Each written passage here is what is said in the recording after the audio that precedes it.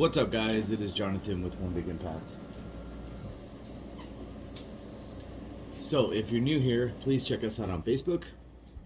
Our group is called Healthy Living for a Healthy Life. I have quite a headache. I've been staring at the computer all day. Glenda Mixer asked a question today. So, like I said, join us on Facebook. Check me out on Instagram. And if you're looking for meal plans, shoot me a message. She asked the question, when I first started Atkins, or when I was following Atkins, or when I did Atkins, what did I do? What was I eating and stuff like that? So, in my personal opinion, the most successful way to be able to adhere to Atkins, or low carb, or any diet of any type, whether it's Weight Watchers, a Mediterranean diet, paleo, keto, vegan, if it fits your macros, it doesn't matter what it is. The most important factor is always going to be adherence. Meaning, just to be a little bit more strict on that, how to explain it, being as strict as you possibly can. It really doesn't matter if you take an approach like following an Atkins meal plan with like more of their foods. It doesn't matter if you do whole foods. It doesn't matter if you do the same foods 3 times a day. But the biggest thing is, are you adhering to what you're doing? The problem is when a lot of people are eating like Atkins products and stuff like that, it really derails them. They go from eating an Atkins snack to eating the box of Atkins snacks. Or they go from eating an Atkins snack to eating ice cream. Or they have this and one of the meals and they're like, shit, this is not enough. As far as volume of food, if you like to feel full, you're going to get a lot more food from actually eating the actual whole foods. If so, it doesn't really matter which approach you take. Just because something works for me does not mean that it's going to work for you. So the approach I took was I ate some Atkins meals, and for the most part I stayed away from like their treats and stuff like that. At first, I would say for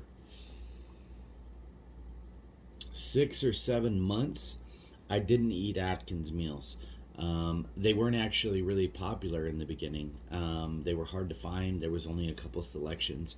It wasn't like you could actually put a whole plan together in the beginning. And then after I had started, they started becoming more popular. So I got into those. And I think those honestly contributed to a lot more falling off the wagon and stuff like that. And I think it was due to just probably tasting more like the bad foods. They're good foods, like they're acceptable foods, but they just tasted too much like it. Because like for the Atkins chili, that was one of my ones I liked. It tastes a lot like regular chili. So you get in your mind, oh, okay, well, if I can eat that, I can eat chili. Or if I can eat that, or if I can eat an Atkins brownie, I can eat brownies. It's the same shit, right? Unfortunately, it's not. And at the end of the day, the most important thing is that you understand is when you eat a little bit more, and this is why I think I was so successful for so long. When you eat a little bit more than what is on your meal plan, say if it's an Atkins brownie or something like that, if you eat an extra one, that's another 200 calories. You got to be really careful when you're low carb or Atkins or keto or anything like that, because the predominant food source in your food is going to be fat as far as the macronutrient. So being as that how is the way that goes, you have to make sure that you understand that if it was a regular brownie, it might be 50 calories. If it was a Atkins brownie, it might be 200. So you can grossly go over your caloric intake for the day in like 1 or 2 little things. On the other flip side, if you just listen to your hunger cues and stuff like that and say, am I really hungry? Like, for instance, today I'm starting to lean out. I'm starting to focus on leaning out. I don't know if I have yet, but today I was preparing my meal, and it is two giant plates of food. And it's like 10 ounces or 9 ounces of tilapia, which is like half a plate. It's a lot. It's like three full pieces of tilapia, and then it was like 20 asparagus. And the caloric intake of that is pretty low, like honestly, and compared to like the energy density of it, it would be low compared to like if it was like two plates of spaghetti or something like that. And honestly, I ate all of it just about 5 minutes ago, and I don't feel sluggish. I don't feel tired. I don't feel like I need to take a nap or anything besides my headache.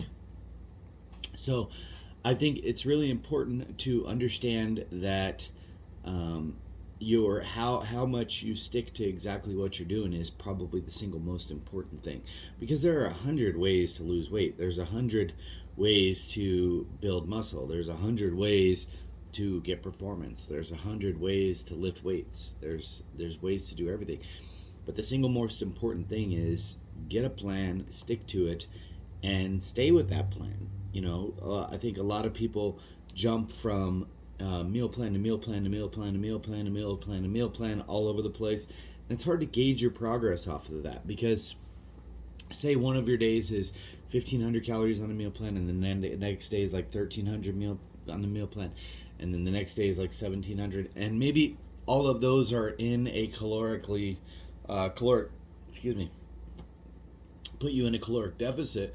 But the problem is, if on the 1,700 calorie day, maybe it's the day that your kids piss you off all the time or something when they come home early from early release, and it's just a really stressful moment, and you end up eating a bunch of extra food on that 1,700 calorie day.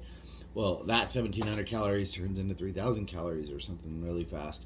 So, and then maybe 3 or 4 days later, it happens on the 1,500, not the 1,300, when your calories were lighter, and maybe you could get away with a little bit more. So I think the biggest thing is try to find something that is roughly the same calories, the same carbohydrates, the same everything, and stay consistent with it. And if you need to adapt or change that plan, it's changeable. And above all else, I think the most important thing is don't snack. Don't eat anything that's not on your meal plan. I went 9 months without letting a piece of anything cross my lips, and then I got to the point to where I wanted to build some muscle back and get stronger. And what I started doing was just like a very small amount of like meat and cheese, and that seemed to work perfectly fine, and I was able to still lose weight. I am currently not focused on being the skinniest version of myself or anything like that. I am currently focused on being the strongest version of myself. I do need to lose probably about 30-40 pounds, and that's kind of like my goal. I'm looking to get down quite a bit. So I hope that information helped you. If it did, please like, share, comment, and subscribe to our channel. Please check us out, like I said, on Facebook. Our group is called Healthy Living for Healthy Life, and also on Instagram at One Big Impact. Thank you, Glinda, for the question, and I hope that answered it. Have a good day, guys. Bye.